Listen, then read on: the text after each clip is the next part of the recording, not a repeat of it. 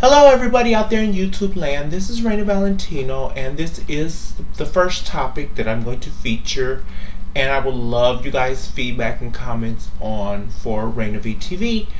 And the topic that I chose is going to be passable. The word passable. The word passable for transgender or in the gay culture is when a transgendered woman or transgender man lives and functions in society as the gender that he or she wishes to be identified as, and that no one quote unquote knows your past or your previous identity. Now, I'm a preoperative transsexual, which is a male to female, according to the books. And it's always been between the girls, who's more passable, who's more believable, who's more real. And with females, it's just the fact of you're kind of invading on their territory, so they like to call you out or tell you that you're not fooling anyone. Now, this opinion, of course, is my personal opinion. I'm going to share with you guys, and we're going to start with the females and that first. Women sometimes today in society, when they see a transgendered woman like myself, sometimes feel to a certain point a level of intimidation, because when you look at a woman like myself, there's like, wow, this used to be a guy. Or women like to say, oh, you're a man because I don't have a vagina. But I would just like to say I was never, ever in my life a man. I've always been a woman since I was born. Mentally, from the age of 4 or 5 years old, I knew I wasn't a man.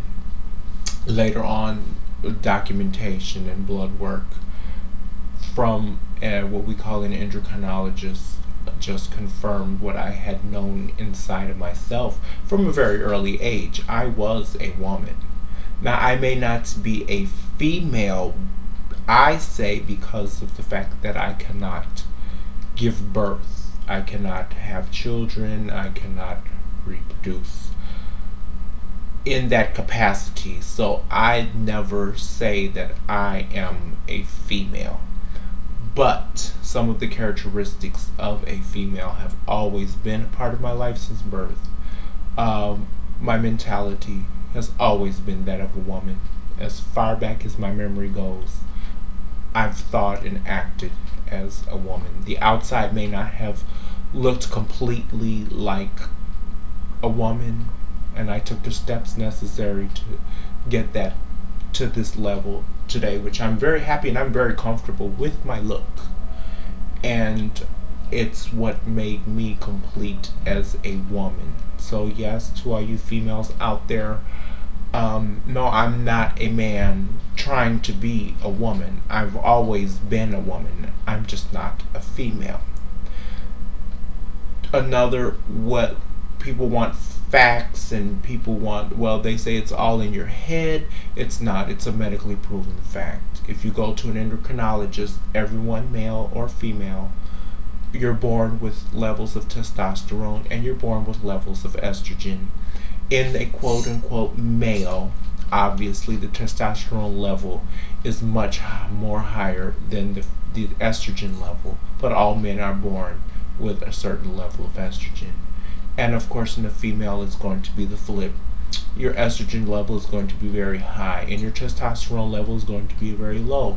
In my case, from birth, I was born with an abnormally high level of estrogen in my body.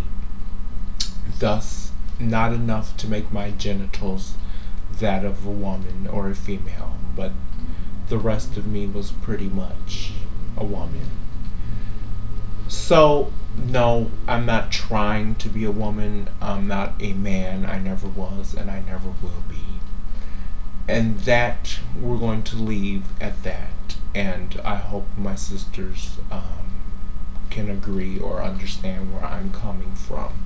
And we're going to leave the females alone, or the genetic girls, and just leave them with this statement that yes, darling, I was a woman, I am a woman, and I always will be a woman. And now we're going to get to our sisters, the trans girls who like to point out the fact that they don't feel that I'm passable because of my height, because of certain physical features that they see as flaws or whatever, and I don't find those to be flaws at all. I used to let a lot of girls keep me down. They're like, oh, you could never pass for a woman, you should never get breast implants, or you should never this, that, and the other, that I should have been a boy that just did drag in the nighttime and been happy with that. But my mental state was that of a woman, and I was never ever happy living a male lifestyle. And my family can attest that I've always had female attire around me and in my life and a part of my wardrobe since I was a small child. And those girls who say because I'm 6 foot tall and I'm a size 11 shoe and I have bigger hands than normal, sweetie, those weren't flaws. Those were just my physical characteristics that make me the beautiful and unique woman that I am. And to those girls who like to read, this is me. I wear wigs, women wear wigs, women were made for wigs, but aside from the wig, everything else that you see is me. There's no mask. I don't wear a lot of makeup unless I'm on stage. Now you can see I have a little eyeliner and I have a little mascara and I have a little lip gloss, and that's just about it, because it's just because I wanted to look cute for you too. But I don't wear heavy foundations, in that I took the necessary procedures to get rid of the facial hair and to live my life comfortably as the woman that I was meant to be. And I just ask the girls out there to maybe share with me your feelings on the word passable. Do you feel that that word is like outdated, as I do? Because now I think the word should be accepted. Are you accepting yourself, and are you portraying the woman that you are so that society will accept you as a woman?